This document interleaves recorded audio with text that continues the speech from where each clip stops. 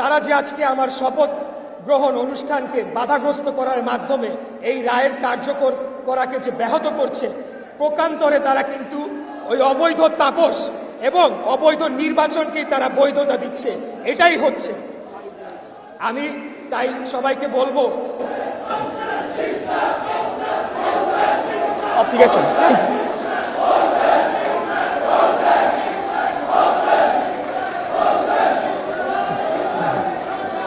আরেকটি বিষয় উত্থাপন করতে চাই। কয়েকদিন আগে আমাদের যিনি আইন উপদেষ্টা রয়েছেন, আমার অত্যন্ত শ্রদ্ধেয় ব্যক্তি, আমি ওনাকে শ্রদ্ধা করি। যখন বাংলাদেশে কথা বলার পরিবেশ ছিল না, তখন তিনি তার জায়গা থেকে ক্রমাগত চেষ্টা করেছেন বাংলাদেশের গণতন্ত্র, স্বাধীনতা, সার্বভৌমত্বের পক্ষে কথা বলার জন্য।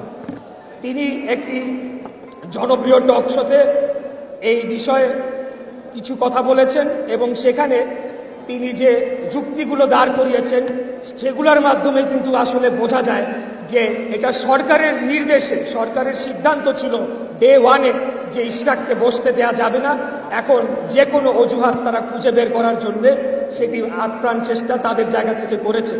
তাদের বক্তব্যের এক এক সময় এক এক কথা বলছে। কখনো বলছে অতীতের সব নির্বাচনকে বৈধতা দেওয়া হবে, কখনো বলছে যে এখানে ত্রুটিযুক্ত রায় দেওয়া হয়েছে, কখনো বলছে এখানে যে প্লেট সেটাকে পরিবর্তন করা হয়েছে, কখনো বলছে যেটা ওনার বক্তব্যে ছিল যে আমাকে যদি এখানে মেয়র হিসেবে শপথ গ্রহণ করতে দেওয়া হয় তাহলে একটি ধর্মভিত্তিক রাজনৈতিক দল নাকি ৬,০০০ তালিকা করে রেখেছে সারা দেশের কাউন্সিলরে এবং সেটা তাদেরকে নাকি দিতে হবে। তো এই ধরনের কথা, কনফ্লিক্টিং কথার মাধ্যমে কিন্তু বোঝা যায় যে আসল কারণটি কিন্তু তারা বলতে চাচ্ছে না। আসল কারণটি হলো রাজনৈতিক কারণ, যেই কারণে আমাকে আজকে এই শপথ গ্রহণ অনুষ্ঠান না করার মাধ্যমে প্রকান্তরে আমি যেটা বলেছি যে উনি অবৈধ, হাসিনারা বলে তাপসের যে নির্বাচন সেটিকে তারা বৈধতা দিয়ে চলেছে। এর বাইরে আপনারা দেখেছেন আদালত, সর্বোচ্চ আদালত বলে দিয়েছে যে নির্বাচন কমিশন শপথের বিষয়ে সিদ্ধান্ত নেবে।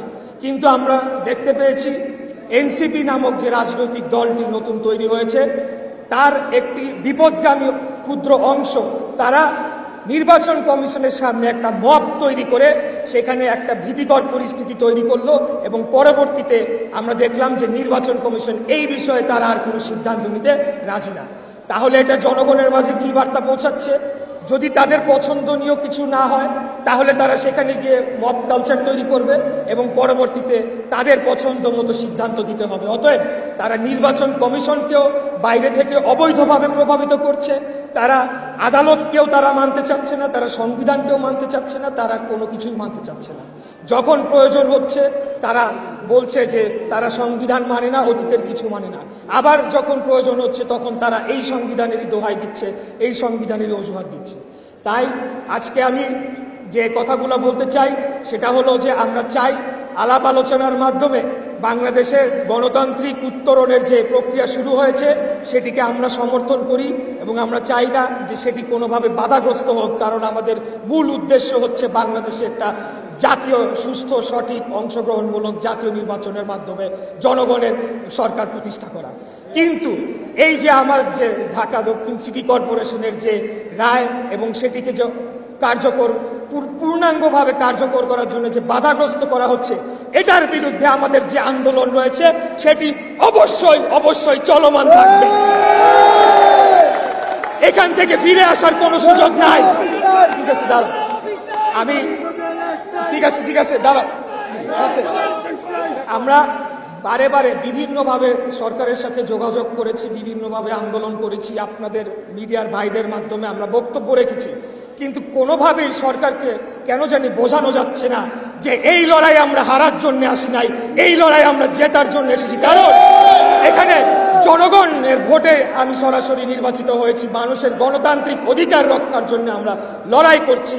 এই লড়াই থেকে আমরা কোনোভাবেই ফিরে আসার, পেছনে আসার কোনো সুযোগ নাই। তাই যত দ্রুত সম্ভব আমি সরকারকে আহ্বান জানাবো, মাননীয় প্রধান উপদেষ্টাকে আহ্বান জানাবো যে তিনি যাতে নিজে সরাসরি বিষয়টি তত্ত্বাবধান করেন এবং এই সমস্যাটি যে আজকে তৈরি হয়েছে, নগর ভবন যে একটা অচল অবস্থার মধ্যে চলে গিয়েছে, সেটার জন্য দায়ী একমাত্র স্থানীয় সরকার, যে বর্তমান স্থানীয় সরকার মন্ত্রণালয়, তার উপদেষ্টা, তার সচিব এবং অন্যান্য কর্মকর্তারা যারা বাধা দিচ্ছে।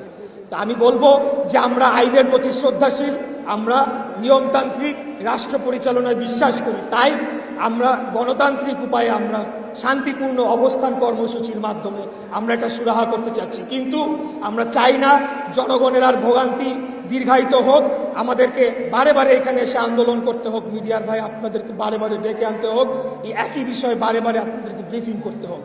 তাই আমি সরকারকে বলবো, এখানে আপনারা যদি মনে করে থাকেন যে দেখি না কি হয়, ওরা কয়দিন করে এমনি এমনি আন্দোলন থেমে যাবে, তাহলে আপনারা বোকার স্বর্গে বাস করছেন, অত্যন্ত ভুল জায়গায় আপনারা রয়েছেন। আমি আবারও আপনাদেরকে বিনীতভাবে অনুরোধ জানাবো যে নগরবাসীর দুর্ভোগের কথা চিন্তা করে হলেও আপনারা দ্রুততম সময়ে এটা সুরাহা করেন। আমরাও চাই এটার একটা সুরাহা করে একটা যৌক্তিক পরিণতি এটার করতে। এখন যেভাবে রয়েছে, যে অবস্থায় রয়েছে, এই অবস্থা থেকে আসলে কোনোভাবে আমরা ফেরত যাওয়ার কোনো পর্যায়ে নেই, কোনোভাবে আন্দোলন থামানোর কোনো সুযোগ নেই। আমরা আজকে নতুন করে আন্দোলন বিরতিহীনভাবে আমরা অবস্থান কর্মসূচির ঘোষণা দিচ্ছি। নগর ভবনে আমরা জনগণকে নিয়ে অবস্থান করব।